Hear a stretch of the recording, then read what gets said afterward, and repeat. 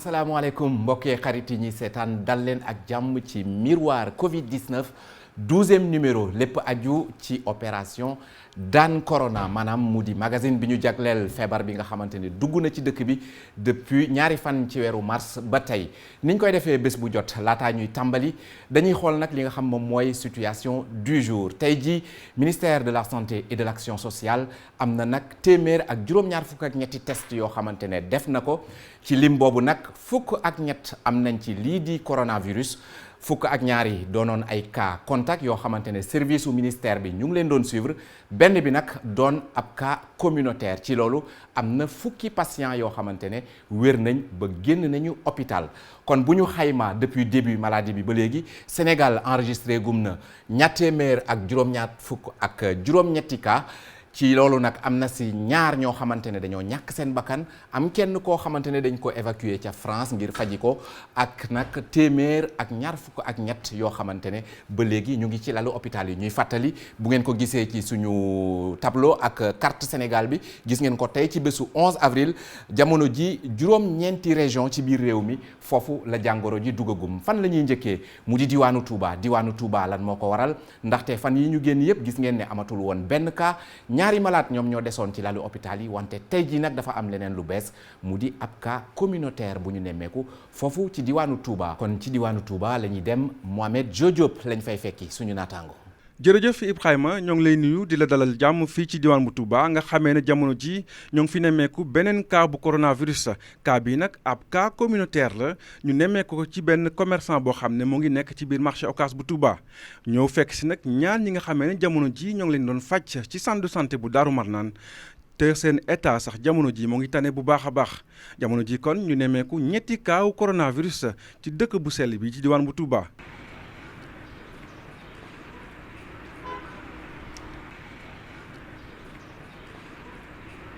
bu ñu jógee Touba demale nañ leen ci fi nga xamee ne mooy diwaan bu Diourbel fekki fa docteur Mouhamadan Lo moom moo jiite pharmacie régionale d'approvisionnement. ñu waxtaan ak moom ci li nga xamee ne moom mooy disponibilité garab yi ngir xeex coronavirus waaye tamit ñaax na askan wi ñu bañ a song li nga xamee ne mooy pharmacie yi ci li nga xamee ne mooy automédication rawatina ci dëkk bi nga xamee ne li fi nekk ci ay dépôt pharmacie dafa bari lool. En tout cas PNA li nga xam ne si moom mooy rôle am fexe ba. Rendre disponible des médicaments de qualité en quantité suffisante maanaam fexe ba am garab yu baax ci quantité yu doy ci njëg gu woyof danañ ko def te yaakaar nañ ne loolu bu amee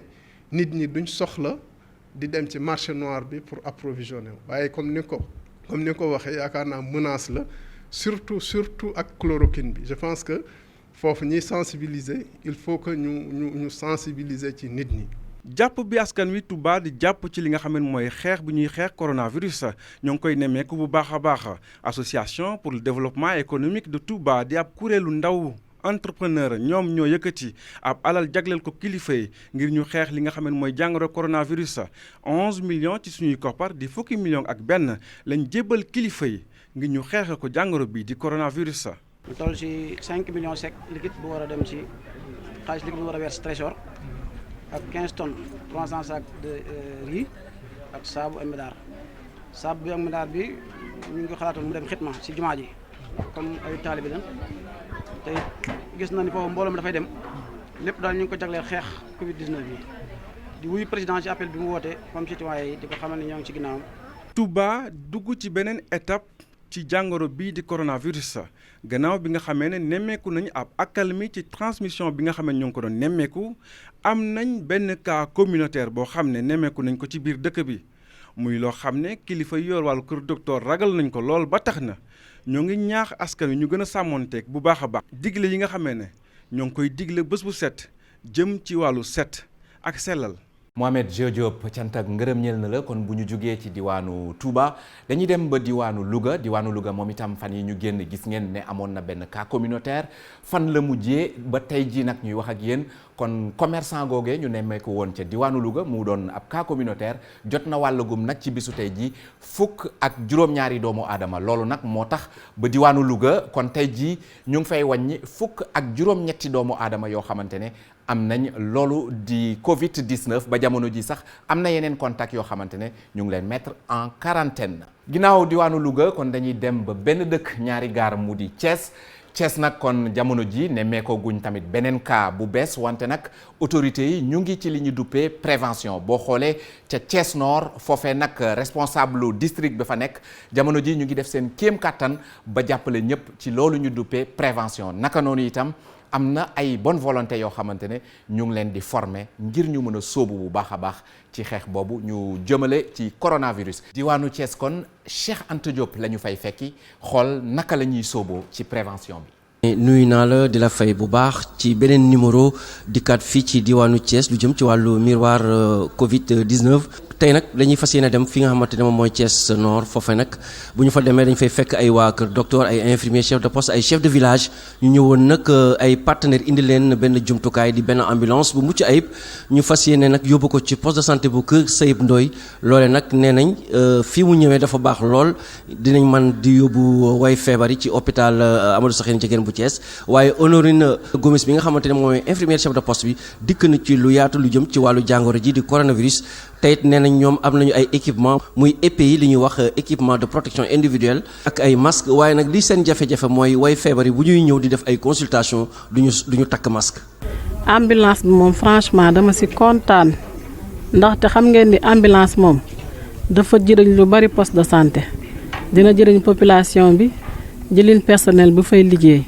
ambulance moom franchement dañ ko soxla woon parce que des fois guddi gi booy évacuer malade da ngay am problème boo amul taxi des fois da ngay génn doo am taxi wala des fois je suis obligé ma jël sama oto ma yóbbu malade bi. pour xeexum feebar bi moom ñoo ngi ci kawam franchement li suñu problème kay ñoo ngi protéger ñun ak suñu personnel. mais aussi surtout les malades qui viennent dañuy ñëw sans masque. mun ñoo jox malade yëpp masque mais bu ñu mënoon def ay masque yoo xamante malade bu nekk boo koy consulter mu sol masque. moo ñuy gënal parce que ñun mën nañu protéger wu mais malade bi aussi bu ñëwee dafa war a protéger wu. bu ñu jógee fi nga xam ne moom mooy Thiès Nord dañuy dem ci Thiès Est ki nga xamante ne moom moo jiite maire boobu di Pape Diop indi nag ay partenaires allemands ñoom nag dañoo tàggat ay ndaw jël ay ndaw sélectionné leen ci biir Thiès Est tàggat leen ngir jox leen ay jumtukaay yoo xam ne dañuy mën a dugg ci kër yi di gën a sensibiliser askan wi lu jëm nag ci wàllu feebar bi nga xamante ne moom mooy coronavirus. dañoo daje woon fii tey di former ay jeunes. ci li nga xamante ni moom moo jël ci xeex corona bi parce que li ñu seetlu mooy ba ñu commencé ba léegi rajo yaa ngi koy wax télé yaa ngi koy wax nit ñi sax ñu ngi koy waxtaanee ci mbedd mi mais dañoo mel ni nit ñi gisaguñu koo xamante ne àgg na ba ci ñoom ba seen buntu kër wax ak ñoom pour sensibiliser leen ci mbir mi danger solo gi mu am solo ak ni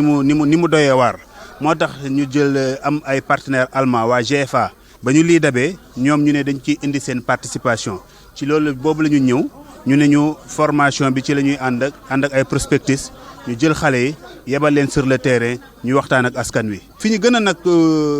orienté liggéey bi mooy ci boutique yi ak ci magasin yi dañoo bëgg a wax ak ñiy jaay ci boutique yi wax ak ñiy jaay ci magasin yi bu ñu mënee waxtaan ak seen clients yi ñuy dugg par benn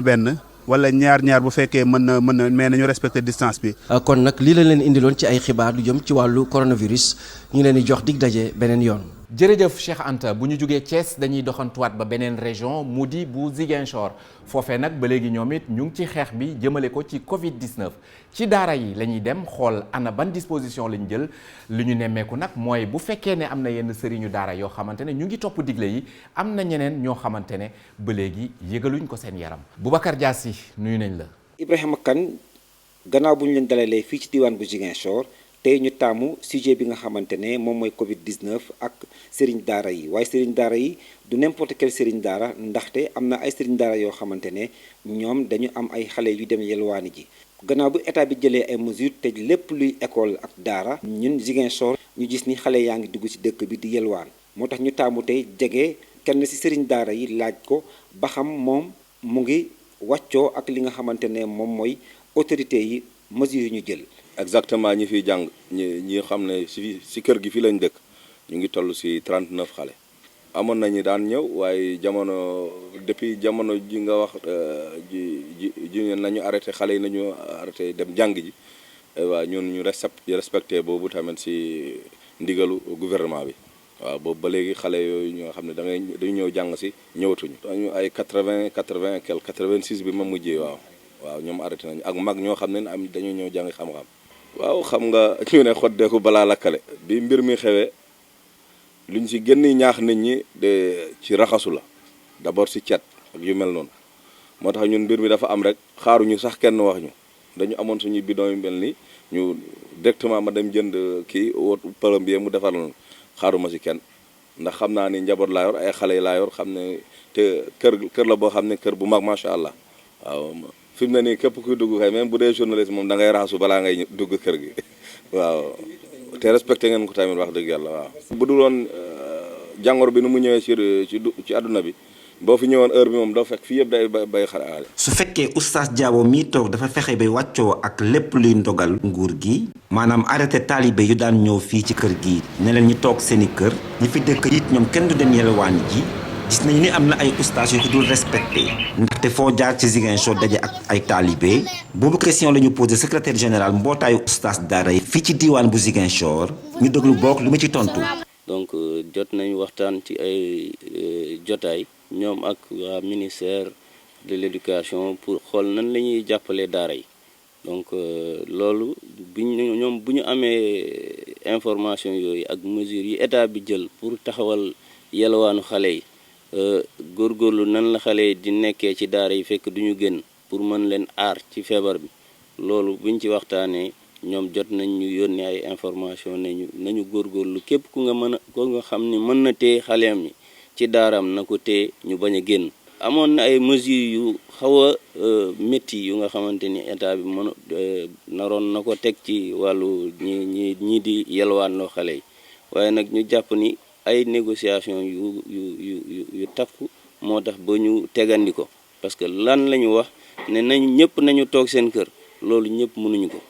ñi nga xamante ni dañuy yelwaan loolu mooy tax ñu mën a dund ñooñu faw ñu yelwaan léegi nag bu lee am na li ñu leen di jox pour ñu mën a tee xale yi ci seen kër loolu loolu la ñuy xaar pour ne leen buñ ko indee de bismillah ñun région Ziguinchor jotaguñu lu ñu état bi di yónnee am na nag ay bonne volonté yu commencé di yónnee ñooñu nag li ñuy yónnee dañu ne lii la ñu mën a joxe maanaam temps de daara la ñuy mën a may. waaye yéen ndax ragalu leen xale yi dem ci biti dellu si ak Covid 19 wasaare ko ci biir daara ji. kañ ragal nañ ko bu baax am na ñi nga xamante ni macha allah góorgóorlu nañ ba ñu tey seen xale yi dem ñu yelwaan loolu nag mënuma wax ni ñëpp ñoo ko mën waaye ñi nga xamante ni dafay mel ni rek nga wax ma famille bu nga xamante ni bu xëyul dem jaay soble wala naana ndax bu dina mën a dund loolu exemple boobu rek laa joxe xëy na kooku daan doone la mais situation bu nga xamante ni ndongo daara bi mi ngi koy def mi ngi ci situation boobu même comparaison laay mën a def kooku bu yelwaanul du dund kële bu jaayul naanaa du dund. kon Ibrahima Kane ñoo ko déggandoo ñoo ko gisandoo dem nañu ci daara ji fekk fa sëriñ bi ak ay ndongoom dégg nañu lu mu wax mais chance bu ñu am mooy dañu faa fekk ki nga xamante ne mooy secrétaire général mbootaay bu ëmb képp kuy sëriñ daara fii ci diiwaan bu Ziguinchor moom it dégg nañu lu mu wax kon Ibrahima Kane à vous le studio. jërëjëf Boubacar Diassi dañuy dem ba diwaanu Sédhiou ba léegi ci bët saalumu réew mi foofee nag bokk na ci jafe-jafe yi frontière bi ci diggante Sénégal ak Guinée-Bissau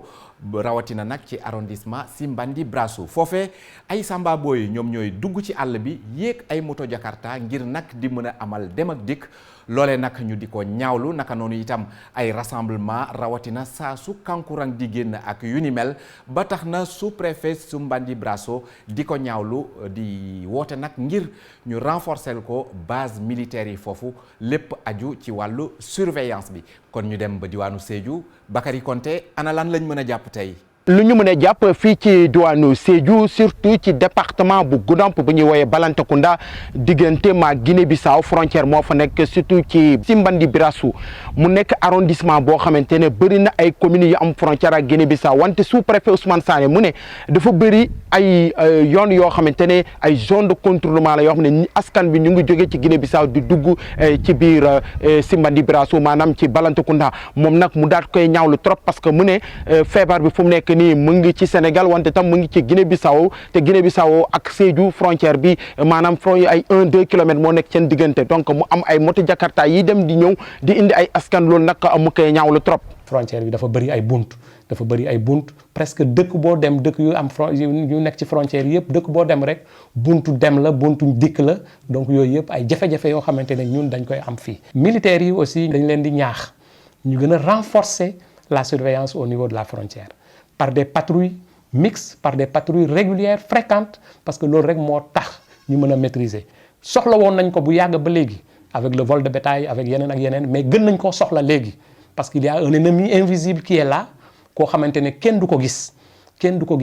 donc il faut que ñu renforcer les entrées et les sorties parce que c'est une frontière poreuse comme ni ma ko waxee bunt yi dañoo bari. leneen loo xamante ne moom mu ngi koy ñaawlu moo nekk ay rassemblement yoo xam ne ñu ngi bëri ci yenn gox yi maanaam heure bii dafa am ay julli yoo xamante ñu ngi jënd ba pare ay kankurang ñu ngi jënd tamit ñu ne loolu bu amee rek day bëri ay rassemblement mu ne tamit leneen loo xamante ne mu ngi koy ñaawlu ci loolu chef de village yi ku leen laaj rek ñu ne xamuñu moo tax ba ñuy daal di convoquer 2 chefs de village ñaari chefs de village gendarmerie jot na leen convoquer pour entendre leen parce que dañuy bàyyi ay rassemblement ñu am ci dëkk yooyu la beneen jafe-jafe bi boo xam te ne moom mu ngi koy wax mooy bu fekkee dafa am nit boo xamante dafa gaañu nar ko denc dafay bëri ay nit ba tax na nit yi dañuy jóge ci yeneen gox yi ci yeneen village di ñëw mu ne loolu nag il faut que ñu arrêté ko bu fekkee dafa am ñu faatu mu am quelques personnes yoo xam ne ñoo koy gunjee parce que sinon rassemblement lay créer. heure yi la ñuy jongal xale yi di génne ay kankurang donc sentir nañu ay quelques résistances ba mel na ni barki démb rek dañuy interpeller ñaari chef de village peut-être du ma joxe seen tur du ma joxe tur village bi en tout cas 2 villages yoo xamante ne interpeller nañu ñaari chef de village avec la gendarmerie ñu indi leen fii ñu yendoo leen fii ñu sensibiliser leen ba finalement ils se sont engagés ba ñu ne loolu dootul amati. tey nag Ousmane Sané nekk sous-préfet bu Simbandi Brassou mu ne mu ngi ñaan askan bi ñu daat koy jàppale ñëpp collaborer ak force de l'ordre yi ak autorités yi wante tamit muy ñaan armée nationale di ñaanoon force de l'ordre yi ñu mun a renforcer dispositif bi pour mun a protéger frontière bi ba feebar bi bañ a dugg fii ci diwaanu Balantacounda. ginnaaw Sédhiou ñu dem ba région bu Saint-Louis foofee nag suñuy reporter ab taxaw seetlu lañ ñu amal ci biir marché yi fu ci mel ne marché Ndar Tuut boo fa demee nag soxna yi nga xamante ne ñoom ñooy jaay jën naka noonu ñi koy waas ak jaaykatu légumes yi mesures yi sonal na leen bu baax a baax wante tooguñ ñu ngi def seen kéem kattan ngir nag dundal seeni njaboot boo xoolee tamit dëkku Haj Rawane Ngom foofee itam maire ba moom li muy sàkku moom mooy ñu delloowaat xel yi ci borom bi ngir xeex ak Covid-19. diwaanu Ndar Géej la ñu jëm fekki fa Ousseynou Diop. ñu ngi si diwaanu Ndar Géej fii nag seen télévision Futurs Médias mi ngi bay waaram ci lu jëm ci wàllu xeex bi ñuy xeex lii di coronavirus bi li ci gën a am solo tey jii nga xamante ne war na leen ko jukkil bokk na ci wàllug lii di njaayum jën bi xam nga ni lu jëm ci lii di coronavirus bi laal na bu baax a baax njaayum jën bi ndaxte jigéen ñi nga xamante ni bu njëkk danaan jënd tey jaay tey dem jëfandikoo ci wàllu kër gi wala boog ñu jàppale seen njaboot loolu mënatul ne ñii nee nañu ñoom jamono jilee li ñuy def mooy jënd ko toog ñaari fan muy soog a jeex te lu ci bari itam dañ ci def yeneen dépense maanaam dem jënd glace ak yu ni mel ñenn ci ñoom nag dikk na leen suñu micro. doxul dara nag gisatuñu client yi gisuñu kenn ñun di toog duñu xamul nu ñuy def rek moogu waale rek di sant yàlla di ñaan rek. di galaase rek bis bu ne nga galaase rek ba yàlla def si xéewal mu jóge sa loxo. ñaan nu mu yàqu de na ba ñu sañoon suñu jëndee tey jii jaay ko léegi mu jeex waaye nag ku ne xam ne dëkk bi li fi ne gisatuñu kenn macha allah. balaa tàkkusaan bu ma jullee kañ tisbaar ba pare daa déggalaa si ñibbi ba subaar doxul ndax ñee jaay ba nu amul samaan bu nu am dara lu nu dooleekoo ndax amee nañu njaboot suñu njaboot li noo joxe néew daan nu jox daan nu may waaye force nga dolli ci mag ak jigéen moo di waas bi noo waas te gisuñu dara ñee jaay bu nu amul yow boo jëndul du ma waas noonu rek la demee dara doxul dara. ci wàllug ñi nga xamante ni tam ñoom ñoo yëngu jëm ci wàllug légume bi ñoom seen i kàddu la ñuy wax mooy jamono ji ay jafe-jafe yu mag la ñuy am daañu am ñaari fan ci la ñu daan jaay ci benn fan mu soog a jeex te itam leneen loo xamante ni yéeneen ci yàbbi bokk na ci wàllu oto yi ndaxte xam nga ni oto yu ci bari léegi 18 heures ñu génn Ndar Géej ñoom nag ngir loolee mën a jeex seen i loxo daañu ci def ñaari fan ñoom itam daanuñu yiy jàbbi jëm ci wàllu mbir mi. teel a wàcc bi dañuy daw bu ñuy ñëw du ñu am oto bu ñuy ñibbi du ñu am oto waaye yooyu yëpp rek ñu xam ne rek yàllaa ko dogal du dëgg dogalu yàlla kenn mën si dara sant yàlla rek yàlla na nu yàlla may wér ak wérle. lañ koy jeexale jëm na ci wàllug lii di sensibilisation yi yenn ci kilifa yi ba léegi ñu ngi koy wéyal boo demee fële ci Fass dëkku Seydi Hadji Rawane Ngom dëkku Seydi Hadji Malick itam jàppal ni sensibilisation bi ma ngi fay wéy maire ba nag la mu yëkkati ci ay kaddu mooy na ñëpp a delluwaat ci yàlla ndaxte moom jàppane ni loolu rek moo fi mën a jëlee lu jëm ci wàllug balaa bi nga xamante ni léegi ñu ngi koy dund. war a jëkk def nag ñun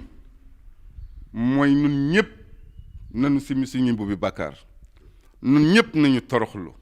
ñun ñëpp nañu dellu ci sunu borom tabaraka wa taala wan ni ko yow rekk la ñun duñu dara bàkkaar yi li muy bare bare yokkul ci ngóoram gi dara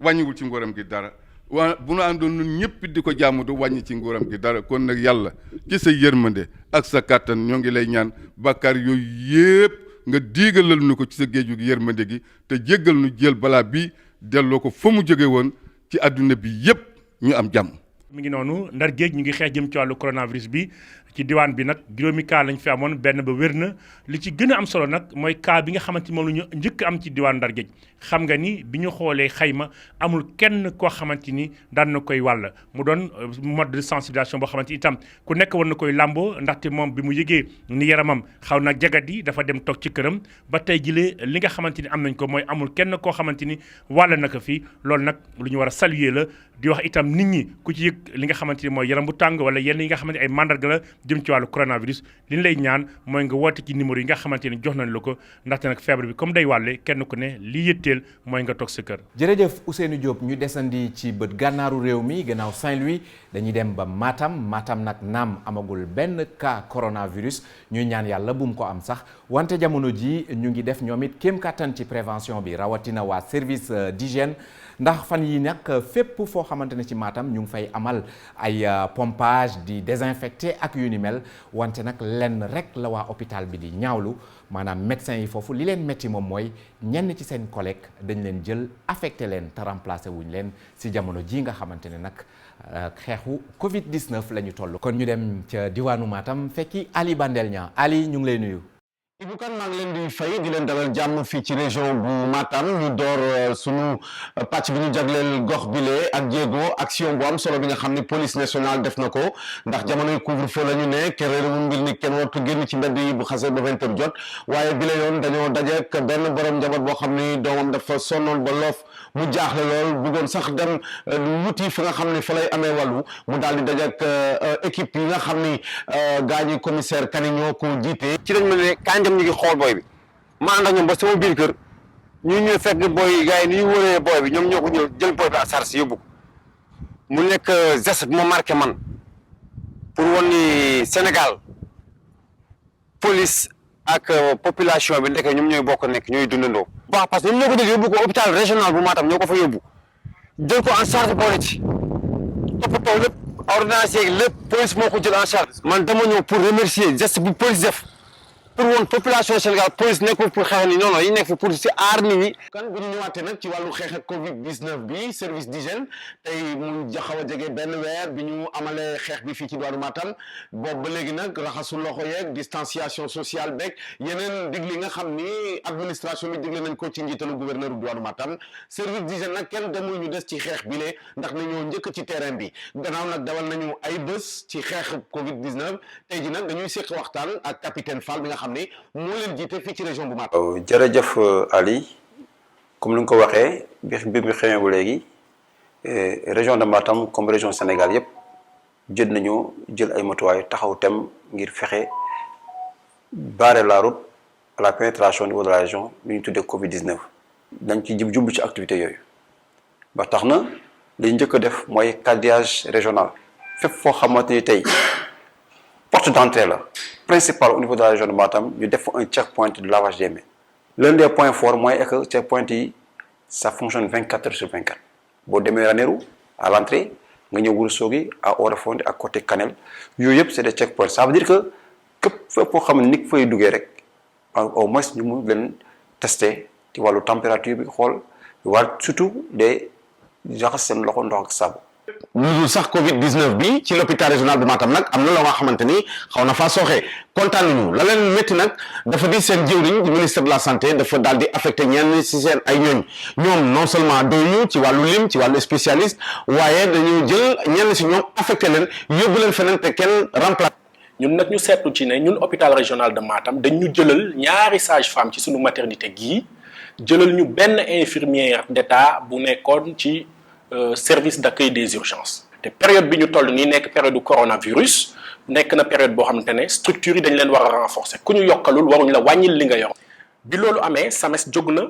pour alerter ministre de la santé monsieur Abdoulaye Diouf Sarr bi nga xam ne moo ñu jiite yilif ñu ñun ñëpp te di wax ne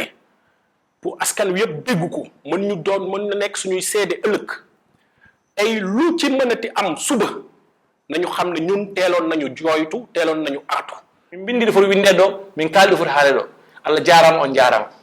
Ibou Kane laata ñuy tàggoo sunu pàcc bi ñu jagleel samedi bi tey miroir Covid 19 ci diwaanu Matam di doxantu bi nga xamante ni dem nañu doxantu ko ca Alwaar wala sax ca Nawel fi nga xamante ni kilifa diine gu mag gi ci Matam di Thierno Mouhamadou Samassa fa la yor ay périmètre am kilifa diine gi bi nga xamante ni njombe gi dugg na ci biir réew mi moo njëkk a jóg kon dakkal njàng yi ci yenn daara yi daal di woo taalibe yi ñu gën a farlu ci liggéey bi bàyyi mbedd yi bàyyi yelwaan gi kilifa gi ci wàllu boppam ci image yi nga xamante ni moom laa leen di woon nii moom moo yore añ reer ndekki taalibe yi nga xamante ni jóge nañu sax ci ay réew yu bëri ñi jóge nañu Mali ñi jóge Mauritanie ñi jóge Gambie lépp rek ngir ñëw ngir kon wut si xam-xam ci daara ju mag bi nga xamante ni Thierno Mouhamadou Samassa moo ko yoral boppam loolu sax moo tax ñuy profité ci antenne bi ci ndimbal yi nga xam ni ñoo ngi koy wax ci biir réew mi te président Macky Sall lancé ko tey ci ngoon ñuy sàqu kon ndimbal yooyu la ñu bàyyi xel bu baax a baax daara yi ndaxte mbooloo bu am solo la mbooloo bu takku la ci ñi nga xamante ni ñoo fi ñëw di jaamu yàlla di wut si xam-xam kon li nga xamante ni moo di image yi laay tàggatoo ak yéen di leen jox dig daje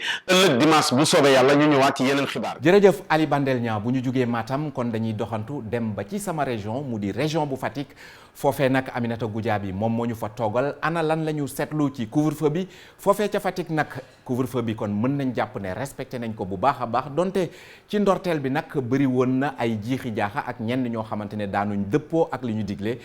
ci xayma nag kon police ak gendarmerie ña fa nekk tegagum nañ loxo juróom-ñetti fukk ak juróom-ñeenti doomu aadama ci lim googu nag ñu ràññee ci ay chauffeur yu transport. kon ñu dem ba région bu Fatick Aminata Goudiaby ñu ngi lay nuyu. tey nag dañu àndoon ak élément yu commissariat central bu Fatick ngir xool seen liggéey ci jamono ji ñuy wax couvre-feu nemmeeku bi nag mooy fii ci Fatick nit ñi respecté nañ ko daanaka à 100% firnde bi mooy fi ñu taxaw moom mooy boulevard Macky Sall bi nekkee ci biir commune bi fii nag bërëb la boo xam ne nit ñi fi lañ doon ñëw heure bi di doxantu surtout jamonoy tàngaay di doxantu ak itam di toog di féexlu boo koy seetlu gis nga daanaka dafa wét kenn nekku fi picc sax doo ko fi gis. ñëpp ñu gis ñuy dox ñuy liggéey hôpital la liggéey ci mbiru kër docteur wala ay forces de défense et de sécurité yu wàcc wala bokk ay boulangerie yoo xam ne ñu ngi nekk ci seen liggéey donc amuñu vraiment ñoo xam te ni dañuy ñëw jóg pour jalgati pour bañ a respecter couvre-feu bi au début la metti woon tuuti parce que boobu nit ñi xamuñu woon nu ñu doxalee couvre-feu bi dañ naan génn tasante ak ay booy xam ne dañu jóge seen buntu koñ buntu kër dem seen benn kër xarit bu ñu ñibbi si tasante ak oto bi ñu jàpp leen puis loolu ñu doon am ay 12 ay 11 ay 8 interpellés maintenant ñetti fan yëpp ñu ngi génn mais jàppuñu kenn. ñoom waa police nag di ñu xamal ni ca ndorteel la ñu amoon ay jafe-jafe ndaxte jotoon nañ moom nag mu ni xëy na dafa fekkoon nit ñi comprendre guñu woon bu baax a baax lan mooy couvre-feu moo tax nag am na lim bu xaw a takk boo xam ne ci ay nit jotoon nañ leen a interpellé ak sax ay nit ñoo xam ne ay chauffeur la ñu. waaw jàpp nañ ci juróom-ñett fukki nit ak juróom-ñeent. suñu kilifa yi laaj nañu ñu def bilan bi. ci jàpp ñooñu foog nga dugal ci aussi ñu jàpp ci moto Jakarta yi parce que au début dañuy tere ku supporter nit. ñaari nit maintenant ñi ko doon def dañ leen jàpp aussi signalé woon nañu fi ci ginnaaw ay nit ñoo xam te ni comme bus amul transport commun yi dañoo arrêté njaga njaay yeeg yooyu am na ñu ñëw remplacer leen indi seen i oto di yebee par exemple Fatick Touba fukki junni Fatick Kaolack juróomi junni mais ñooñu li ñu ci dimbali mooy ne waa garage bi ñooñu leen booleel ñu jàpp ci juróom-ñett